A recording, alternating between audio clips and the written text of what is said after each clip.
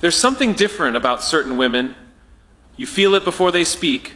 You notice it before they try. You respect it without knowing why. It's not their looks, it's not their voice, it's not even their success, it's their presence. And presence is never accidental. It's built, it's earned, it's lived daily, quietly, intentionally. Because women with powerful auras don't chase attention, they command it without asking. And if you look closely, you'll notice something extraordinary.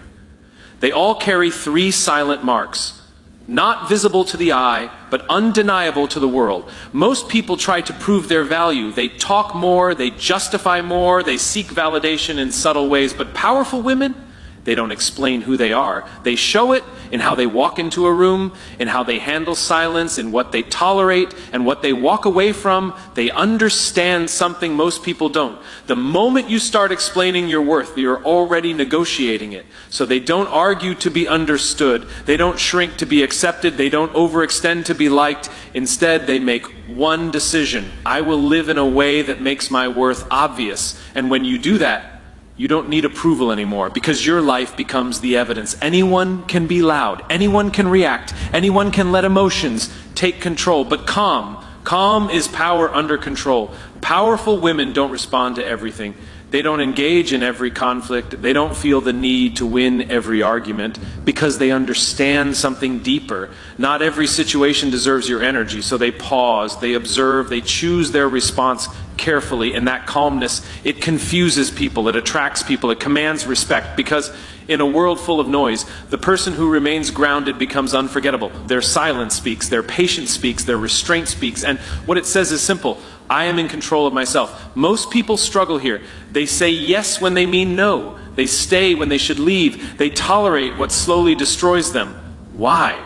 Because they fear losing people. But powerful women, they fear losing themselves more, so they draw lines, clear lines, strong lines, unapologetic lines. They don't over-explain those boundaries. They don't soften them to make others comfortable, because they understand every time you ignore your boundary, you teach people to ignore it too. So they choose discomfort temporarily to protect their peace permanently. And something powerful happens when you do that. People may not always like you, but they will respect you, and respect lasts longer than approval ever will. A powerful aura isn't something you're born with, it's something you build, choice by choice. When you stop explaining your worth, when you control your energy, when you protect your boundaries, you don't just change how others see you, you change how you see yourself. And once that shifts, everything shifts, because the strongest presence in any room is the person who no longer needs to prove they belong there. There's a version of power the world tries to sell you. It's loud, it's attention-seeking, it demands to be seen, heard, validated. It fills every silence with words and every moment with performance. But that version is fragile. It depends on others noticing it to exist. The moment the attention fades, so does the illusion. Real power moves differently. It doesn't announce itself. It doesn't rush to prove anything. It doesn't feel threatened by silence or overlooked moments. Instead, it stands grounded, rooted in certainty, the kind of certainty that doesn't need applause to feel real. Think about the moments when you felt the strongest presence in a room. It wasn't the loudest voice. It wasn't the person interrupting others or trying to dominate every conversation. It was the one who spoke less but said more. The one who didn't react instantly but responded with intention. The one who made people lean in, not because they demanded attention, but because their presence naturally drew it in. That's what quiet power does. It creates gravity. When you are loud, you chase attention. When you are quiet, attention finds you. And the difference between those two is everything. One is effort, the other is authority. Most people are uncomfortable with silence because silence reveals insecurity. It forces you to sit with your thoughts, your doubts, your need for validation. So they fill it, they talk more than necessary, they react faster than they should. They try to control how they are perceived in real time. But those who carry real power understand something deeper. They understand that silence is not emptiness. Silence is control. Control over emotions, control over reactions, control over what deserves a response and what doesn't, because not everything deserves your voice, not everything deserves your energy, not everything deserves access to you. And that's where the shift begins. When you stop reacting to everything, you start choosing what matters. When you stop explaining yourself, you start trusting yourself. When you stop trying to be seen, you start becoming someone who cannot be ignored. Quiet power is not weakness, it is restraint. It is the discipline to hold back when others would lash out. It is the strength to remain calm when others lose control.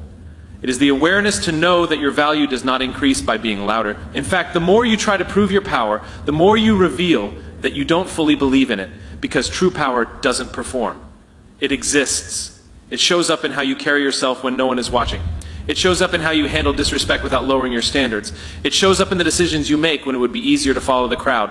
And over time, people notice, not because you force them to, but because consistency is louder than any words you could ever say. So instead of asking how to be louder, ask a different question. Where can you be more grounded? Where can you be more intentional? Where can you say less but mean more? Because when your presence becomes steady, your actions become aligned, and your energy becomes calm, something powerful happens. You stop needing to convince the world of anything, and the world starts recognizing it on its own. Before you say a single word, you've already said something, not with your voice, but with your energy, not with language, but with how you carry yourself, not with effort, but with alignment. People feel you before they hear you, and that feeling decides everything. It decides whether they trust you, whether they respect you, whether they take you seriously. Most people think communication starts when they begin to speak. But that's not where it begins. It begins the moment you enter a space. It begins in your posture, your eye contact, your pace, your stillness. It begins in the way you hold yourself when there is nothing to prove. Because presence is not created in the moment. It's revealed in the moment. If there is doubt inside you, it shows. If there is insecurity, it leaks. If there is calm confidence, it radiates. And here's the truth most people ignore. You cannot fake presence for long. You can memorize the right words. You can practice the perfect tone. You can try to control how people see you. But presence exposes what words try to hide. That's why some people speak beautifully and still feel unconvincing. And others say very little yet leave a lasting impact. It's not about vocabulary. It's about alignment. When your thoughts, your emotions, and your actions are in sync, your presence becomes undeniable. You don't rush your words. You don't seek constant approval. You don't over-explain simple things, because you trust that who you are is already enough, and that trust changes how you show up. You move slower, but with intention. You listen more, but with focus. You speak less, but with clarity. And suddenly, people start paying attention, not because you demanded it, but because your presence made them want to. There's a quiet authority in someone who is fully present. Someone who isn't distracted by every opinion, every reaction, every external noise. Someone who doesn't need to fill every silence just to feel seen. That kind of presence creates space. Space for others to listen. Space for your words to land. Space for your impact to grow. Because when you speak from presence, your words carry weight. And when your words carry weight, you don't need many of them. But here's where most people struggle. They try to be impressive instead of being present. They think more words will create more impact. They think louder energy will create more respect. They think constant talking will make them more visible. But it does the opposite. It creates noise, and noise fades. Presence, on the other hand, stays. It stays in the way people remember you. It stays in the way people describe you when you're not in the room. It stays in the feeling you leave behind. So the question is not, what should I say? The question is, who am I being before I say anything? Because once your presence is strong, your words don't have to work as hard. They become an extension of who you already are. And when that happens, something shifts. You stop trying to convince people. You stop chasing reactions. You stop performing for attention. And instead, you start influencing without effort. Because when presence speaks first, words simply follow. And by the time you do speak, the room is already listening, is a quiet line that separates those who are respected from those who are merely accepted. That line is standards. Most people don't realize it. But the moment you lower your standards to gain approval, you lose something far more valuable than acceptance. You lose clarity. You lose self-trust. And eventually, you lose respect, both from others and from yourself, because approval is easy to gain. All it takes is agreement. All it takes is flexibility at the wrong moments. All it takes is saying yes when you should say no. But respect is earned differently. It comes from consistency. It comes from boundaries. It comes from decisions that are not always comfortable, but always aligned. People who live for approval adjust constantly. They shape themselves depending on who they are around. They filter their opinions, soften their boundaries, and avoid difficult conversations just to maintain peace. But that kind of peace is temporary, because when you constantly adapt to be liked, people stop seeing you as someone solid. They see you as someone negotiable. And what is negotiable is rarely respected. Standards change that. Standards say, this is who I am, regardless of who is in front of me. Standards say, this is what I accept, and this is what I walk away from. Standards say, my values are not up for discussion. And that kind of clarity does something powerful. It makes people understand where they stand with you, not because you announced it loudly, but because you demonstrated it consistently. Consistency is what turns standards into identity. Anyone can say they have standards, but few people are willing to hold them when it costs them something, when it costs them approval, when it costs them comfort, when it costs them certain relationships. That's where real strength shows up. Because the truth is, standards will cost you. They will cost you people who only valued your convenience. They will cost you opportunities that required you to compromise your values. They will cost you moments where it would be easier to stay silent than to stand firm. But what they give you in return is far greater. They give you self-respect, and self-respect is the foundation of all external respect, because people can feel when you respect yourself. It shows in how you respond to pressure. It shows in how you handle disrespect. It shows in what you tolerate and what you don't. If you tolerate everything, you stand for nothing. And when you stand for nothing, people treat you accordingly. But when your standards are clear, your behavior becomes predictable in the best way possible. People know you won't bend under pressure. They know you won't compromise easily. They know you won't say yes just to avoid tension. And that predictability builds trust. Not comfort, not approval, but trust. And trust is what leads to respect. So the question is not, will they like me if I do this? The question is, will I respect myself if I don't? Because at the end of the day, approval is external and temporary. Respect is internal and lasting. And when you choose standards over approval, you may not win every room, but you will never lose yourself. And the moment you stop chasing approval is the moment respect begins to follow you without permission. There is a common misunderstanding about strength. People think it looks like intensity, they think it sounds like volume, they think it shows up as immediate reaction, but that's not strength. That impulse, real strength, is measured in what you choose not to do. It's measured in the pause between what happens to you and how you respond. It's measured in your ability to feel everything and still decide what deserves your energy, because emotions are powerful. They can push you to speak too soon. They can pull you into conflicts that don't matter. They can make temporary moments feel permanent. And when you're not in control of them, they control you. That's why emotional control is not about ignoring what you feel. It's about understanding it without being owned by it. It's about recognizing the rise of anger, frustration, fear, or disappointment, and choosing your response instead of reacting automatically. Most people react. They react to tone, they react to opinions, they react to situations that challenge their ego. And in those reactions, they give away their power. Because the moment someone else can control your emotional state, they control your behavior. And when they control your behavior, they influence your outcomes. But those who understand emotional control operate differently. They don't deny their emotions, they don't suppress them, they don't pretend they don't feel.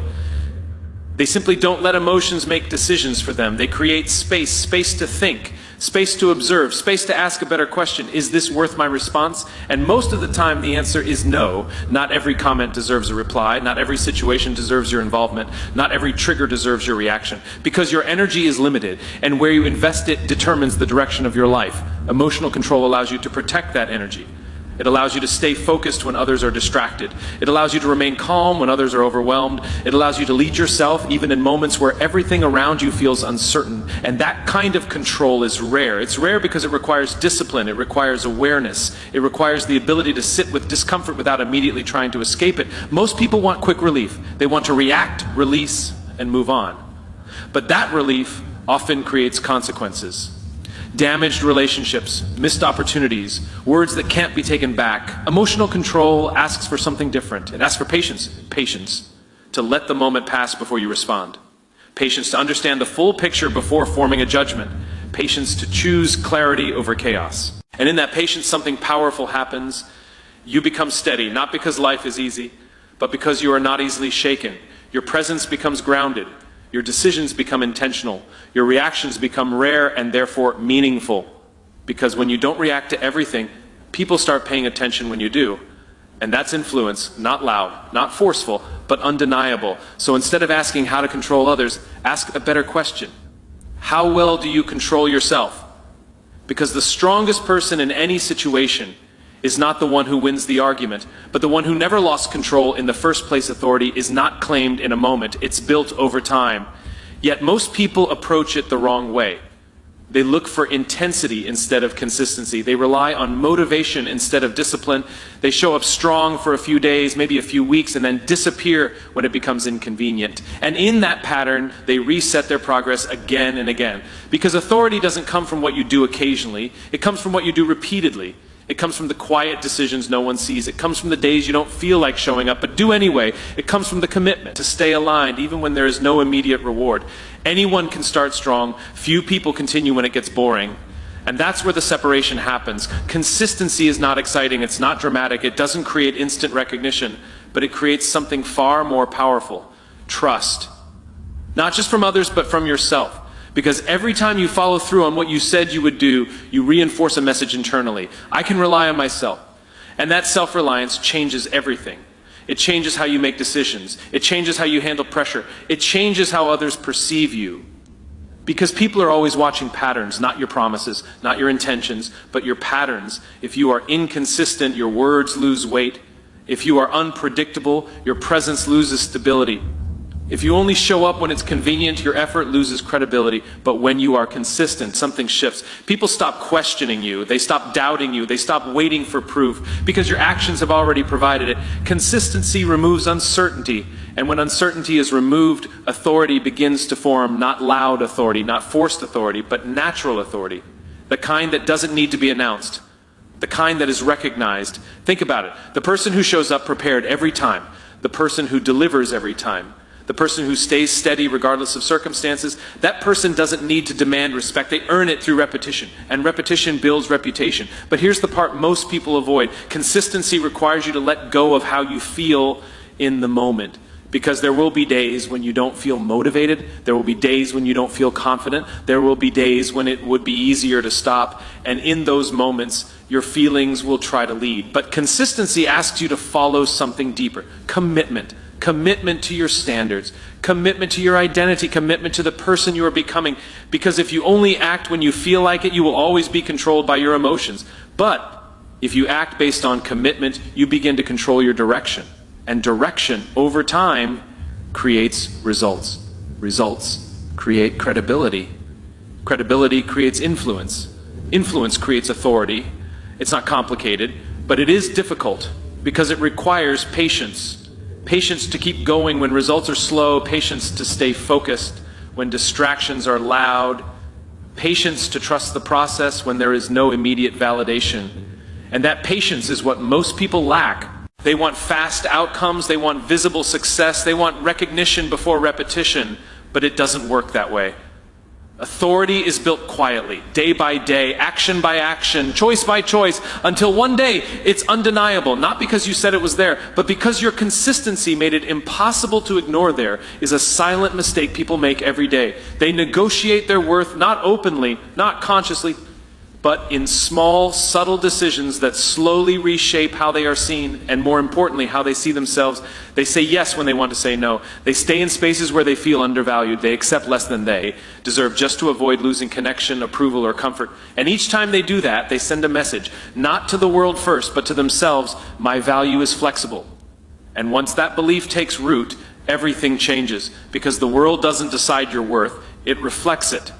If you treat your worth as negotiable, others will follow that lead. If you question your value, others will sense that hesitation. If you allow boundaries to be crossed without consequence, people will assume there were no boundaries to begin with. That's how self-worth gets eroded, not in one moment, but in patterns. Patterns of over-explaining, patterns of over-giving, patterns of staying silent when something feels wrong. But those who understand true self-worth operate differently. They don't wait for others to validate them. They don't measure themselves based on external reactions. They don't reduce themselves to fit into spaces that require them to shrink because they've made a decision.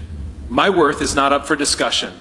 And that decision becomes a standard. It shows up in what they accept. It shows up in what they walk away from. It shows up in how they respond to being tested. Because people will test you. They will test your patience. They will test your boundaries. They will test how much you're willing to tolerate. Not always intentionally, but consistently. And how you respond in those moments defines everything. If you bend, they push further. If you stay silent, they assume agreement. If you compromise your values, they learn that your limits are movable. But when your self-worth is clear, your response becomes simple. You don't argue endlessly. You don't try to convince. You don't chase understanding. You choose alignment. Alignment between what you believe and how you act. And that alignment creates something powerful. Clarity. People know where they stand with you. People know what is acceptable and what isn't. People know that crossing a line comes with a consequence, not because you threatened it, but because you lived it. And here's the truth most people avoid. Protecting your self-worth will cost you. It may cost you relationships that were built on convenience rather than respect. It may cost you opportunities that required you to compromise your standards. It may cost you moments of temporary comfort, but what it gives you in return is something irreplaceable. It gives you yourself. The ability to look at your decisions and know they reflect who you truly are. The ability to stand in any environment without adjusting your value to fit in. The ability to walk away from anything that asks you to become less than you are, and that kind of self-trust is rare because it requires courage. Courage to disappoint others, courage to be misunderstood, courage to choose long-term respect over short-term approval. But once you make that shift, something changes. You stop chasing validation, you stop explaining your worth, you stop settling for less than you know you deserve, and instead, you start attracting environments, people, and opportunities that match your standards, not because you forced it, but because you refuse to accept anything less. And the moment your self-worth becomes non-negotiable is the moment everything around you begins to rise to meet it.